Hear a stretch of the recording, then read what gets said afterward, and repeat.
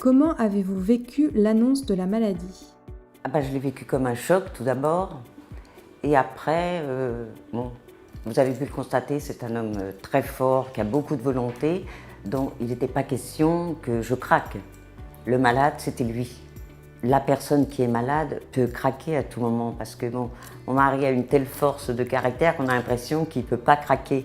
Mais bon, même une personne aussi courageuse qu'elle soit, elle peut avoir envie de craquer et baisser les bras. Mais ce qu'il faut, c'est qu'elle relève les bras très vite et qu'elle garde le moral surtout. Le moral, je vais dire que c'est essentiel.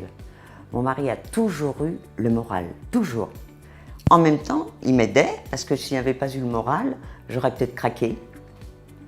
Donc, d'autre part, au niveau de physiquement, il peut y avoir des moments où la personne est très fatiguée. Ce qui est arrivé à mon mari d'ailleurs, il a eu des périodes de grande fatigue.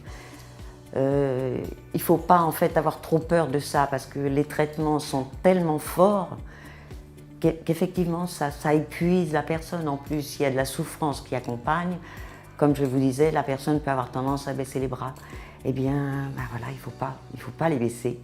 Il faut essayer de garder le moral, parce que mon mari, aussi fort qu'il soit, eh bien, il a eu des moments, il avait un grand besoin de se reposer.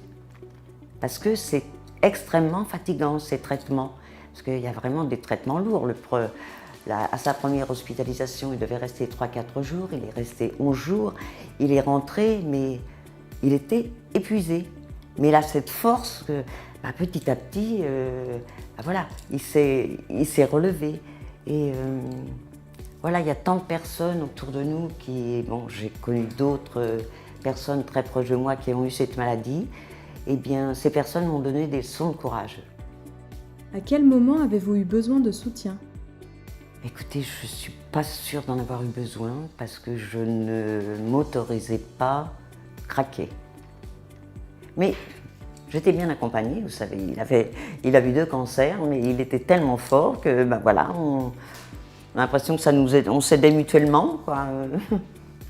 Et puis j'avais des amis, nous avions des amis autour de nous, donc ça c'est important d'avoir des amis. Il ne faut surtout pas rester dans son coin, parce que c'est souvent ce que l'on a envie de faire quand on est souffrant, quand on a mal, quand on est fatigué. On a plutôt envie de s'isoler. J'aurais peut-être tendance à faire cela. J'aurais sûrement pas le courage que mon mari a eu. Donc il ne faut pas s'isoler. Et il faut prendre cette fatigue, cette perte d'appétit comme des choses normales concernant la maladie, parce que petit à petit, tout cela peut revenir, quoi. Les forces reviennent, l'envie de manger revient, enfin, voilà, c'est pas mon mari a, comme vous disiez, un peu intellectualisé son problème. Moi, je ramène ce problème au quotidien, quoi.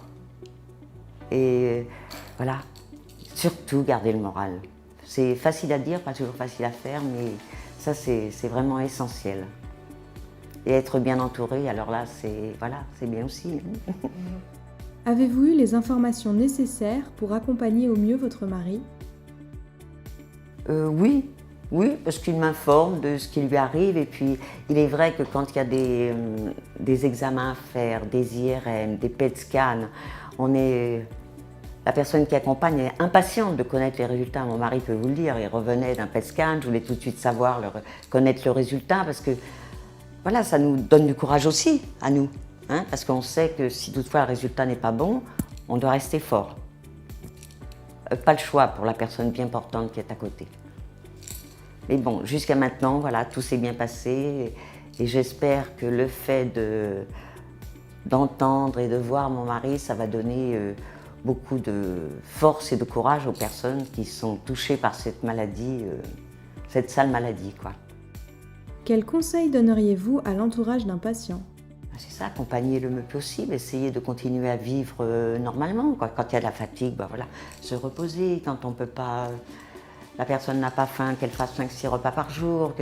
Et puis, rester positif surtout.